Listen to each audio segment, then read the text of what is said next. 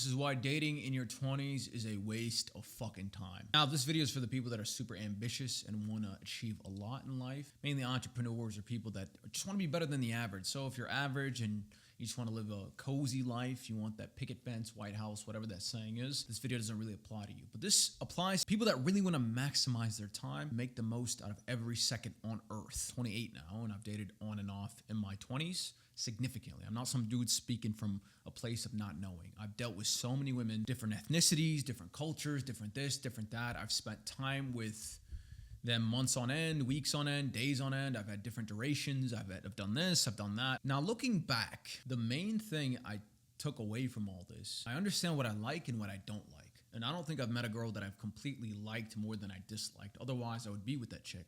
I'm currently single, been single for a long time. That being said, everything else, you can take it or leave it. It's nothing that significant. I would say the majority of it, like 98%, was just a waste of fucking time. It's not about just the encounter itself. Like, let's say you're hanging out with a girl for an entire day, right? You could say that's a waste of time. You wasted an entire day hanging out with a chick. The next day you can get back after it. It doesn't stop there, and that's what a lot of people don't understand with relationships. Relationships, men, women who like each other, that are attracted to each other, it's fucking potent. It's like a drug. It's like heroin, right? You don't simply just completely disconnect after you're done seeing the person. They live in your mind. And depending on the encounter that you had, it could be a negative living in your mind or it could be a positive living in your mind. Nonetheless, they still live in your mind. They create mental loops that just never seem to turn off.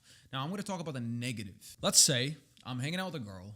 We hang out all fucking day. And then we have an argument at the end of this hangout. And the argument is semi-intense and we both leave pretty dissatisfied. Guess what? I not only wasted that day, I waste the entire next day thinking about that argument. Our minds are fucking annoying. Our mind wants to make sense of bad situations. And in doing that, it will play scenarios in your head on a loop all fucking day. Like, you'll find yourself working, and then 2 seconds later, you're thinking about the scenario for whatever reason, all right? You're like, what the fuck? And then you're doing something else, and you find yourself thinking about that same scenario again. Like, I could have said this, I should have said that. 2 hours later, you're working on something, and guess what? Pops up again. Oh, did she say that one thing? Why did she say it like that? Blah, blah, blah. An argument that you thought you handled bleeds into the next day, and the next day. And what that does for creative people, for people that really want to get ahead and they need to use their mind all fucking day, is it shuts out productive thought. There's a difference between physically getting things done and being present while getting those things done. You can't do both if you're constantly thinking about somebody. You can physically get it done, but you're not present while doing it. And guess what? If you're not present, it doesn't come out as good. You're not as creative with what you're doing. You're just doing it to get done. Not only that, you kind of shut your antenna off. Now, Rick Rubin, who's a producer, a music producer, known as one of the most creative people in the music industry, he talks about creativity like an antenna. He's like, everybody has an antenna.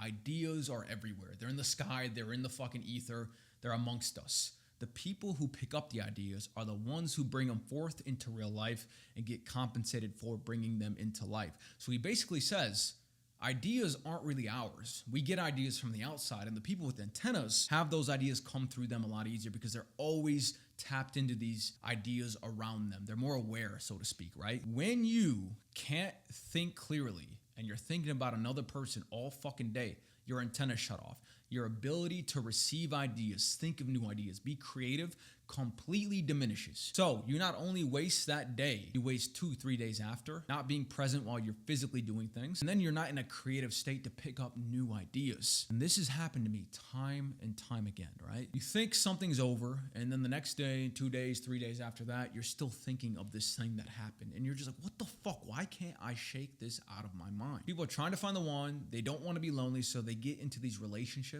that are inevitably harmful to their success. It takes a lot of mental energy, a lot of physical energy, and they end up losing days, weeks, months of mental power, physical power. I do think dating is good in general for men to just be more confident, but I don't think committed relationships benefit most men when they're trying to do a come up. That person just wants more and more of your time. And then you just become more intertwined with their life. They become more intertwined with your life. You guys depend on each other a lot more, and that takes away so much from what you could be doing.